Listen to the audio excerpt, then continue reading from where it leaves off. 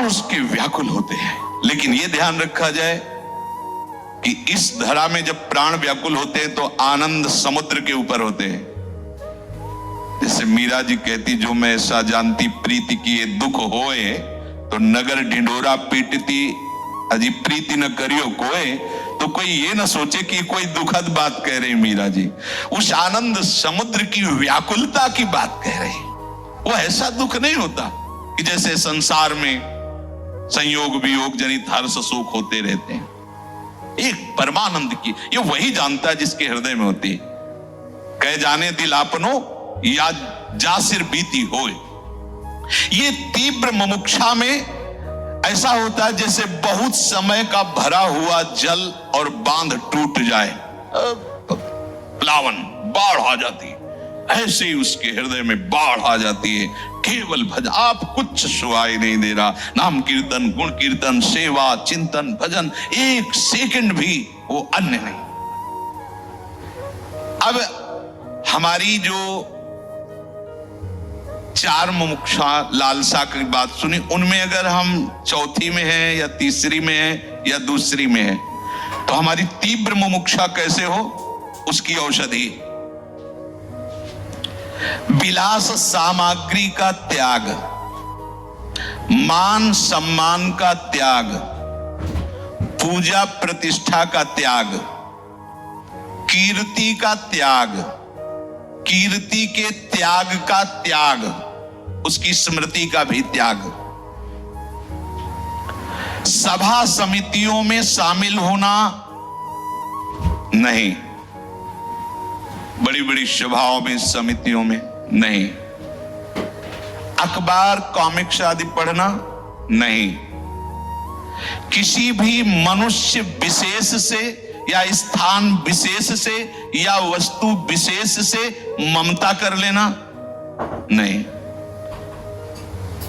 जैसे सत्संग हो रहा है तो हम सत्संग की बातों से ममता करें, गुरु के आज्ञा से ममता करें, गुरु मंत्र से ममता करें, गुरु नाम से ममता करें। अगर ऐसा नहीं करोगे तो गुरु से ममता नहीं हो सकती, नहीं हो सकती। किसी भी वस्तु से ममता नहीं, किसी भी अन्य स्थान से ममता नहीं, तो हरि गुरु चरणों में ममता हो जाएगी, तीव्र लालसा जागृत हो जाएगी।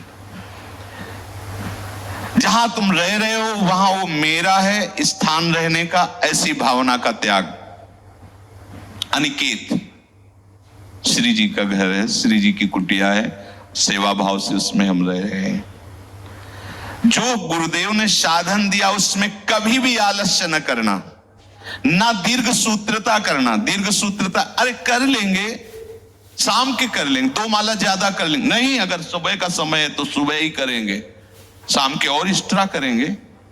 आलस्य नहीं, दीर्घ, अरे कर, प्रमाद नहीं, गुरु के वचनों पे अश्रद्धा नहीं।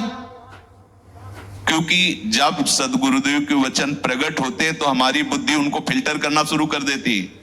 अपने अनुकूल जो पड़ेगा वो लेंगे, नहीं तो छोड़ दिया। नहीं, वह अनुकूल प्रतिकूल नहीं, उसमें भूसी नहीं है, सीधे सीधे। अगर जो भी छोड़ोगे वो सीधी वस्तु छोड़ रहे हो, उसमें तुम्हें विचार करने की जरूरत नहीं। संसारी पुरुष के वचन पर विचार करने की जरूरत है, लेकिन बिना ही विचार करी शुभ जाने, गुरुदेव के वचनों पर विचार करने की जरूरत नहीं है।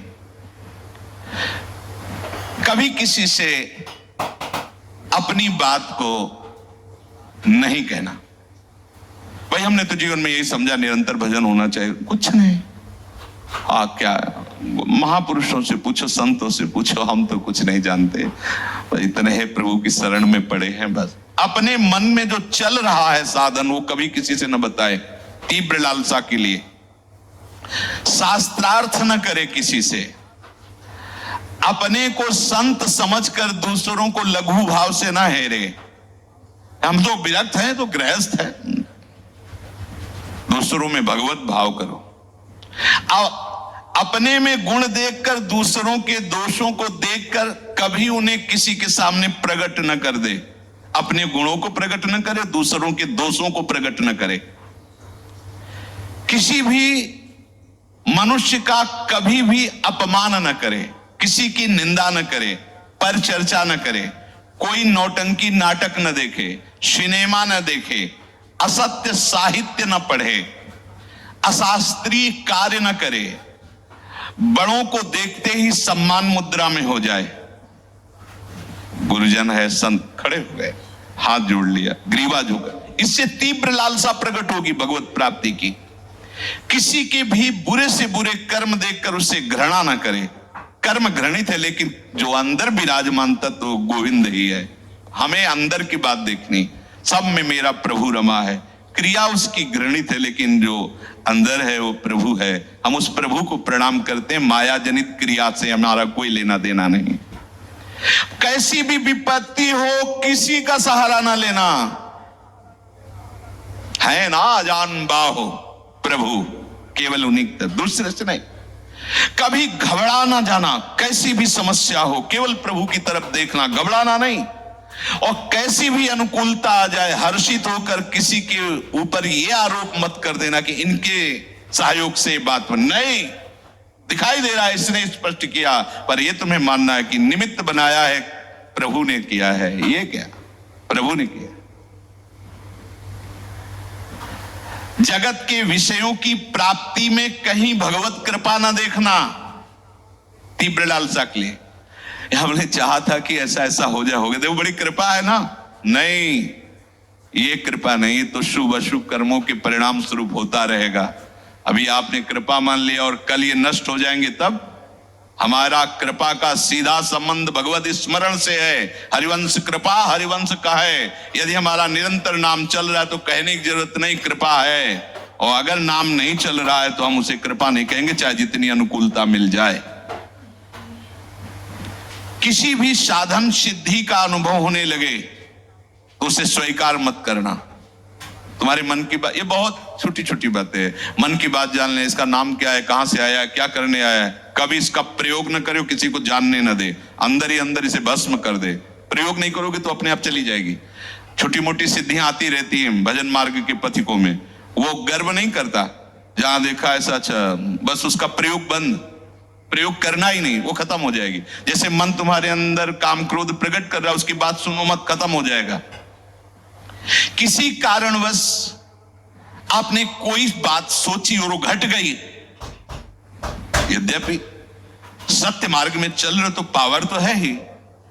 अच्छा, ऐसे से ऐसा हो सकता है, वैसा ही हो जाए, उसी समय हो जाए, बड़े बड़े चमत्कार आने लगे, लेकिन कभी भी उसका प्रयोग ना करें तो क्या होगा, तीव्र भजन की लालसा जागृत हो जाएगी। नहीं, बहुत साधक छोटी मोटी बातों में फंस करके मार्ग से भ्रमित हो जाते हैं। इसलिए सावधान होकर, हमारा उद्देश्य भजन, भजन का फल भजन। हमारा उद्देश्य भजन और भजन का फल केवल भजन। श्री राधा वल्लभ लाल।